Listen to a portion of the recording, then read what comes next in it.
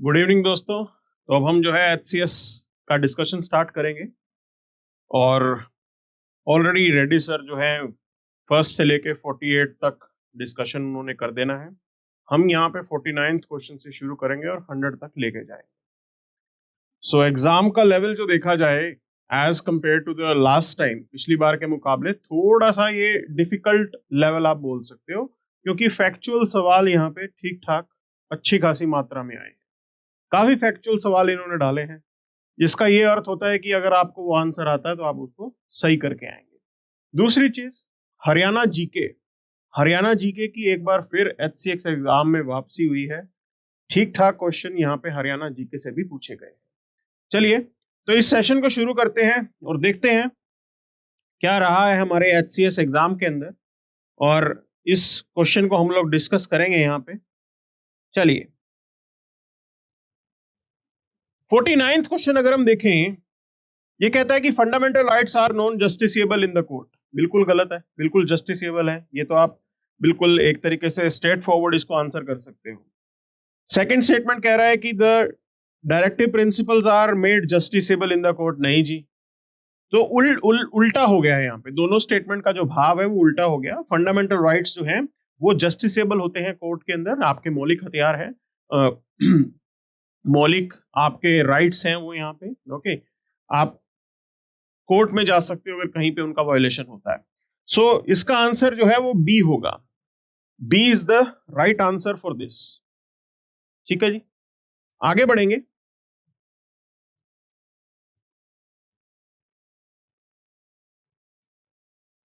Fiftieth question के ऊपर। सो हमने देख लिया कि 49th का आंसर जो है वो बी आंसर है। 50th क्वेश्चन को अगर हम देखें, so given below are two statements. अब ये कह रहे हैं कि स्टेटमेंट 1 है जो कह रहा है कि basic structure doctrine has been propounded by supreme court. Kesavananda Bharati case में आया था, बिल्कुल सही बात है। और दूसरी बात ये कह रहे हैं कि Indian parliament has the power to amend the whole constitution, कि भाई इंडियन पार्लियामेंट जो है वो पूरे के पूरे कॉन्स्टिट्यूशन को अमेंड कर सकता है। Okay, both the statements are correct. Indian parliament के पास ये पावर है कि वो कॉन्स्टिट्यूशन के किसी भी प्रोविजन को बदल सकते हैं, but it can not change the basic structure of our constitution. हमारे कॉन्स्टिट्यूशन के बेसिक स्ट्रक्चर को वो पूरा नहीं कर सकते, वो उसको बदल नहीं सकते हैं। बेसिक स्ट्रक्चर को नहीं बदल पाएंगे। जो कॉन्स्टिट्यूशन के प्रोविजंस हैं, अलग अलग आर्टिकल्स हैं, उनके अंदर कुछ अगर चेंज लेके आना है, उनके अंदर अमेंडमेंट लेके आना है, तो वो आप कर सकते हैं।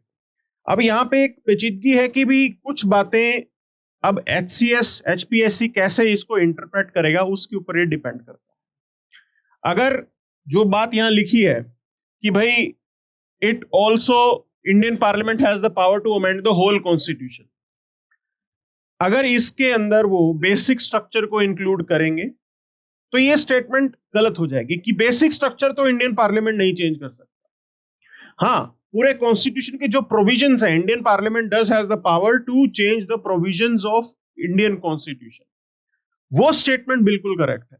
सो ये HPSC के इंटरप्रिटेशन पे है कि वो कैसे जाएंगे, बट हम इसको ऐसे लेते हुए दोनों स्टेटमेंट को हम सही मानेंगे और आंसर जो है इसका ए मार्क करेंगे। हालांकि इसका आंसर थोड़ा अलग भी होने के चांसेस हैं। ओके, इसको लेके डाउट है और आंसर्स जो है आपके इसमें थोड़े चेंजेस आ सकते हैं, थोड़े वेरिएशन आ सकते हैं, जो कि HPSC की पे निर्भर करेगा कि उन्होंने क्या इसे कंक्लूड किया है। आगे बढ़ेंगे यहाँ पे 51st क्वेश्चन को। Arrange the following movements chronologically आपको इनको अरेंज करना है। ओके, तो हमें सबसे पहले ये मालूम होना चाहिए कि सबसे पहला सत्याग्रह हुआ कहाँ था। तो जब हम उस पर्टिकुलर सवाल को देखेंगे तो हमें एक चीज ध्यान आना चाहिए कि चंपारण का जो सत्याग्रह था वो आपका 1917 के अंदर हो गया था।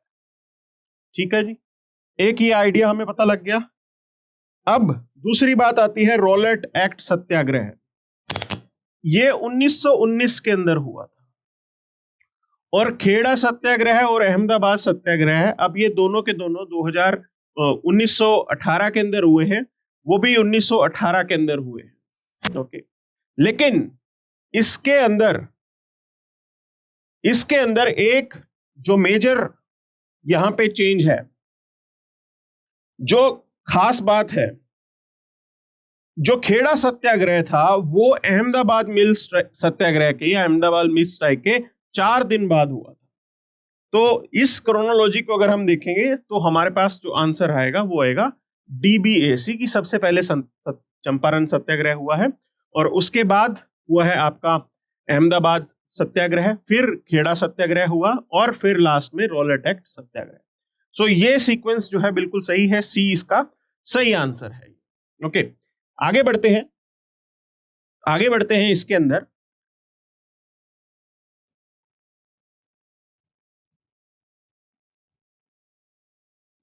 52nd क्वेश्चन के ऊपर। 52nd क्वेश्चन के ऊपर अगर हम देखें, ओके, अब यहां पे शेड्यूल मेंशन्ड है और सामने एज इट इज जो है वो लिस्ट आपको मिल जाएगी। तो बहुत ही स्ट्रेट फॉरवर्ड सा सवाल है जो यहाँ पे इस एग्जाम के अंदर ही आया है यहाँ पे। और जैसा इसका सीक्वेंस है तो फर्स्ट शेड्यूल हम पढ़ते भी हैं। First schedule it talks about the state and the union territory, उन्हीं के बारे में बात की जाती है।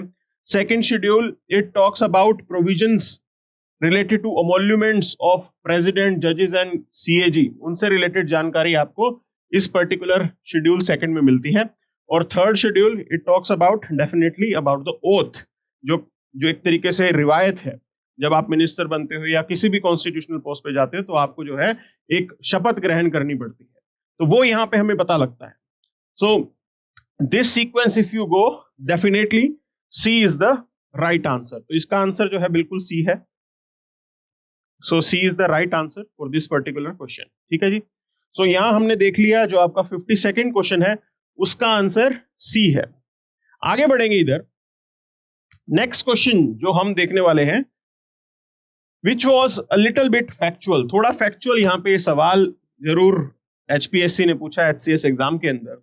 और ये कहते हैं कि ये आपको लिस्ट दे रखी है और सामने जो है कुछ एक किताबों के नाम है जो इनके क्रिएशन है। अब इसमें मैं आपको एक चीज बता देता हूं, जो थोड़ी बहुत पॉपुलर किताबें हैं उसमें एक बात हमें ध्यान आती है कि राम गुहा, जो कि अक्सर लोगों को पता होता है कि ये इंडिया आफ्टर गांधी है। ठीक है, अब इसके अंदर से अगर हम ऑप्शन देखें तो सी का 3 ही होना चाहिए, मतलब हमें ऑप्शन या तो ए या डी में से अपने आंसर को निकालना होगा। दूसरी चीज यहां पे खिलनानी की बात करते हैं, एस खिलनानी, सुनील खिलनानी पूरा नाम है इनका, और इनकी जो क्रिएशन थी the idea of India, it is absolutely correct. ठीक है जी, ये बिल्कुल बिल्कुल इन्होंने सही तरीके से बताया है यहाँ पे। और अतुल कोहली की किताब है democracy and discontent and Rajni Kothari state against democracy. So if we go by this particular sequence, the right answer will be, देखिए ये आ गया और सी आ गया, ठीक है, B4 पे जा रहा है, ठीक है ना, B4 पे जा रहा है। So the right answer is going to be D. D इसका राइट आंसर हमें देखने को मिल जाता है। तो 53rd क्वेश्चन का राइट आंसर है आपका डी। और अब हम आगे बढ़ते हैं इसके अंदर 54th क्वेश्चन को अगर हम देखें, okay, now it talks about consider the following statements, और यहाँ पे कुछ एक प्रावधानों के बारे में बात की गई है और ये कह रहे हैं कि according to the article 356 government can declare state of emergency. अब देखो ये बहुत ही कॉमन सा एक एरिया है जिसके अंदर आंसर देना भी आसान होगा। तो ये जो इमरजेंसी का प्रोविजन होता है एक्सटर्नल जो थ्रेट पे, वो एक तो आर्टिकल 352 के अंडर होता है। ठीक है जी, ये 356 तो प्रेसिडेंट रूल से रिलेटेड है, तो आप इसको इजीली यहां से हटा सकते हैं। नाउ हमने क्या किया, हम इस आंसर को करने गए और हमने जो है आर्टिकल 356 वाले इस ऑप्शन को रिमूव कर दिया। अब जहां पे भी फर्स्ट है वो तो आप वैसे ही एलिमिनेट कर दीजिए। ठीक है, ये तो आपके आंसर हो ही नहीं सकते। आंसर सी और डी में से चूज करना है, जिसके अंदर जो मतलब थर्ड ऑप्शन है वो दोनों में कॉमन है। ठीक है जी, अब रही बात, अब चलते हैं second question, second particular statement के ऊपर। It says that once the emergency is proclaimed, the federal distribution of the power remains practically suspended and all the powers are concentrated in the hand of union government। बिल्कुल सही बात है, union बहुत ताकतवर हो जाता है, यूनिटरी बन जाता है आपका system, and we will take this particular answer to be right, that is the C. C जो है आपका सही आंसर होगा 54th क्वेश्चन के अंदर। सो अब हम इसको आगे लेके जाएंगे और आगे बढ़ते हैं 55th क्वेश्चन के ऊपर यदि हम देखें, सो उसका आंसर एक्सप्लोर करें आप, it talks about arrange the following events performed by constituent assembly in the correct sequence, कि भाई कॉन्स्टिट्यूएंट असेंबली में क्या क्या इवेंट्स हुए और उनका सीक्वेंस क्या था, ये मूलतः जो है ये सवाल है।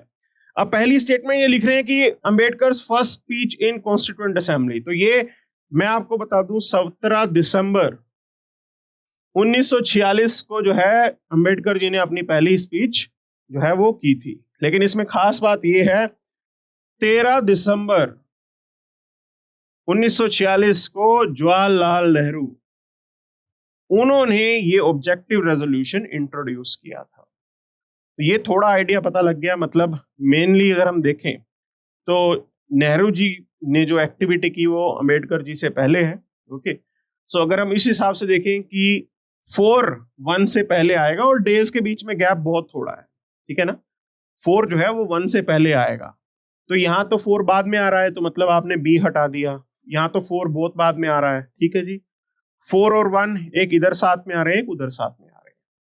फिर मेन बात आती है adoption of national flag by constituent assembly, और जब हम इसकी तैयारी करते हैं, आप लक्ष्मीकांत पढ़ेंगे या कोई और बुक आप रेफर करेंगे, तो national flag, national song, national anthem हमने कब कब एक्सेप्ट किया उसका अक्सर हमें मालूम होता है। तो ये जो है 22 जुलाई की तारीख, ओके, उस दिन 1947 की बात हो रही है, हमने जो है अपना नेशनल फ्लैग अडॉप्ट किया। सो अगर हम इस लॉजिक को देखें, सो नेशनल फ्लैग अडॉप्शन इनके बाद में आएगा, ठीक है ना, नेहरू जी के ऑब्जेक्टिव रेजोल्यूशन और अंबेडकर स्पीच के बाद आपका जो है नेशनल फ्लैग आपने अडॉप्ट किया है। क्लियर? अच्छा, इस सीक्वेंस में भी यहां पे ये बाद में आ रहा है। अब दूसरी चीज है approved Commonwealth membership of India. अब देखिए क्या होता है, हम मेंबर तो पहले बन गए थे लेकिन हमने रेटिफाई बाद में किया था। मेंबर तो देखा जाए आपको तो ब्रिटिश राज के टाइम पे ही आपको मेंबर बना दिया गया था 1945 के अंदर, लेकिन आपकी कॉन्स्टिट्यूएंट असेंबली ने उसे जो अप्रूव किया वो था 1950 का वो साल। So it was done in May 1949। तब हमारा अप्रूवल हुआ कि हम कॉमनवेल्थ के मेंबर बनेंगे। Now if you go by this logic, C is the right answer, C इसका सही आंसर, ठीक है जी। अब अगले सवाल के ऊपर चलते हैं, देखते हैं 56th क्वेश्चन क्या है और क्या उस क्वेश्चन की डिमांड रही। ओके, नाउ यहां पे एक लिस्ट दे रखी है विच टॉक्स अबाउट डैम्स, अलग अलग डैम्स हैं, और एक सिंपल सा सवाल उन्होंने पूछा है कि बताइए आप ये कौन सी नदी के ऊपर ये पर्टिकुलर डैम बनाए गए हैं। तो पहला निजाम सागर डैम है। अच्छा, एक चीज हमें मालूम होनी चाहिए, थोड़ा बहुत अगर हम रफ आइडिया भी लगाएंगे, तो निजाम सागर डैम बेसिकली ये गोदावरी रिवर की ट्रिब्यूटरी के ऊपर है, ठीक है। अब जब हम इतना सोचेंगे तो हमारे दिमाग में डेफिनेटली मंजीरा रिवर का ख्याल आएगा, तो ये आप मार्क कर सकते हैं। अब दूसरा मार्क जो आप कर सकते हैं वो है नाथपा जाखरी डैम। अब ये अक्सर लोगों को स्ट्राइक कर जाता है कि भी सतलुज रिवर के ऊपर ये डैम हमने बनाया हुआ है, ठीक है।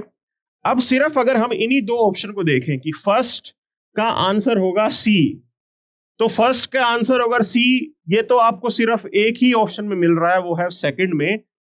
आप यहीं से ही इसका आंसर सही कर सकते हो, ओके, क्योंकि एक ही ऐसा ऑप्शन मिल रहा है जहां पे जो आपका निजाम सागर है, नहीं, जो आपका सी है, सी का 4, ओके, सी का आएगा 4, सी का 4, सो सी का 4, this is okay, this won't be there, ये गलत हो गया हमारा, थोड़ा कंफ्यूजन हो गया इसके अंदर।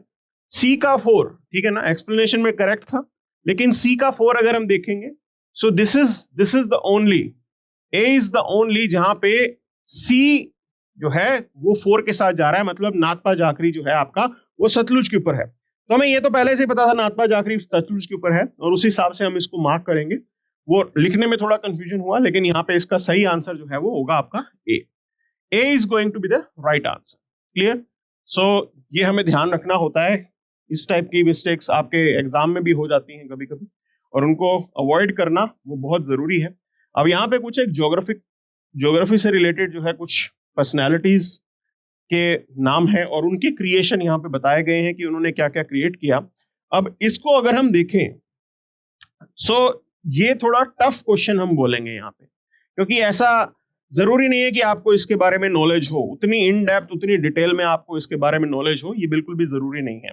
बट स्टिल जो आंसर करेक्ट है, that stop and go determinism, it was created by Griffith Taylor, and geographer who opined that climate profoundly influences man, his culture and geological processes, it was Ellsworth Huntington. और इधर चलते हैं सी के ऊपर। So the new world problems in political geography, now ये create करने वाले थे इसिया बॉमैन, और geographer who opened that nature is not mandatory but permissive, it is gene ब्रूने। ये इसका करेक्ट सीक्वेंस आपका बनता है। आगे बढ़ते हैं, ठीक है। ये सीक्वेंस हमने बना लिया, ए का 2 है, बी का 1 है, सी का 4 है, डी का 3 है, ठीक है। और इस हिसाब से आप चलेंगे, so you will get the correct answer as A का 2, बी का 1, सी का 4, डी का 3। Okay, so A will be the right answer. Clear? इस क्वेश्चन का आंसर जो होगा, A will be the right answer. A का 2 हो रहा है, बी का 1 आ रहा है, सी का 4 आ रहा है, डी का 3 आ रहा है। ओके, सो इस सीक्वेंस में जो है ये आंसर आपको यहाँ पे मिलेंगे। Now let's move to the next question. अगले सवाल की तरफ चलते हैं, और यहाँ पे मैच द फॉलोइंग का सवाल है। एक तरफ जो है कुछ आर्टिकल्स के नाम मेंशन्ड है, और वहां आपको बोला जा रहा है कि बताइए कौन से कौन ये इनके क्या क्या प्रोविजन है। सो बिल्कुल सिंपल सोबर ये आंसर आप इसको करेंगे, और बिल्कुल स्ट्रेट फॉरवर्ड है। 76 is related to the appointment of attorney general, article 1, 2, 3 ordinance से रिलेटेड होता है, ये थोड़े पॉपुलर हो गए, ठीक है। 54 it is related to election of the president. President का इलेक्शन कैसे होगा, क्या उसके प्रोविजन होंगे, वो सारे जो आंसर हैं वो आपको इस पर्टिकुलर आर्टिकल 54 के अंदर मिल जाते हैं। सो अगर हम इस तरीके से मैच करेंगे, देन सिर्फ सी डी ई देखिए आप। ओके, तो सी डी ई, सी के साथ 3, डी के साथ 4, ई के साथ 5। ओके, तो सी डी ई 3, 4, 5 कहां आ रहा है? ये आपको मिल रहा है इस पर्टिकुलर ऑप्शन के अंदर। ये एकमात्र ऐसा ऑप्शन है जिसके अंदर ये सीक्वेंस आपको मिल रहा है, and the C is the right answer. तो for the 58th question C will be the right answer. Clear है? आगे बढ़ते हैं, एक और इंटरेस्टिंग सवाल, और थोड़ा ज्योग्राफी से रिलेटेड, और थोड़ा इन डेप्थ में जाके आपको इस टाइप के सवालों का आंसर जो है वो करना होता है। आसान नहीं होता इन सवालों को जवाब देना। तो जैसे आप देख रहे हैं, अल्बर्ट्रोस प्लेटू के बारे में यहाँ पे थोड़ा हमसे पूछा गया है कि बताइए ये कहाँ पे है, ठीक है। और कुरिल कैमचिटका ट्रेंच, ये भी यहाँ पे सवाल किया गया है। नाउ कुरिल जो ट्रेंच है, that is primarily there in the north west Pacific. Clear? एक लिंक हमने ये एक्सप्लोर किया।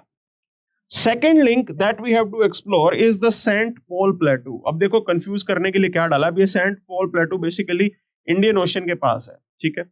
उन्होंने नाम डाल दिया एम्स्टरडैम सेंट पॉल प्लेटू, ताकि आप कंफ्यूज हो जाएं और बोलें कि ये तो यूरोप में है, ये यहाँ पे कैसे होगा, और इस तरीके से आप कुछ एक गलत ऑप्शन को अपना चूज कर लेंगे। लेकिन ये इंडियन ओशन में है। अगर हम इस हिसाब से चलें और आगे देखें, अल्बर्ट्रोस प्लेटू को अगर आप देखें, ऑब्जर्व करें, so that is there in Southeast Pacific. Okay, it is there in your Southeast Pacific, and we are left with just this one Telegraph Plateau that is there in the North Atlantic Ocean. So if we go by this particular sequence, the right answer to this particular question is B. ये है आपका सही जवाब। Okay, B will be the right answer. So you will be marking it accordingly. आगे बढ़ते हैं, the 50th question. Okay, so here again these are some prominent geographers. वो नाम कुछ आए हैं यहाँ पे, और ये बोला है कि बताइए ये कौन से कंट्री के साथ एसोसिएटेड है। सीधा सवाल, तो पहला जो इन्होंने बोला है जीन ब्रूनेस, बिल्कुल फ्रांस के ही रहने वाले हैं, बात एकदम सही है। दूसरा सवाल, दूसरा जो है Muhammad Al Idrisi. Now he is not from England, rather he is from Spain. ये स्पेन के साथ एसोसिएटेड है। इट मींस दैट आपका जो है ये सेकंड जो है ये गलत हो गया। अब थर्ड पे आते हैं, थर्ड पे है डेविड हावी। नाउ डेविड हावी is not from Spain, rather he is British born. ये ब्रिटिश बॉर्न है और बाद में यूएस चले गए थे, तो चाहे आप इनको यूएस का सिटीजन समझ लो, चाहे ब्रिटेन का समझ लो, मतलब ब्रिटेन के साथ एसोसिएटेड थे। सो Gerhard Scott definitely German है and this is right, so 1 and 4 is the right. Okay, A will be the right answer for the 60th question. So ये इस तरीके से हमें मैच करना होगा.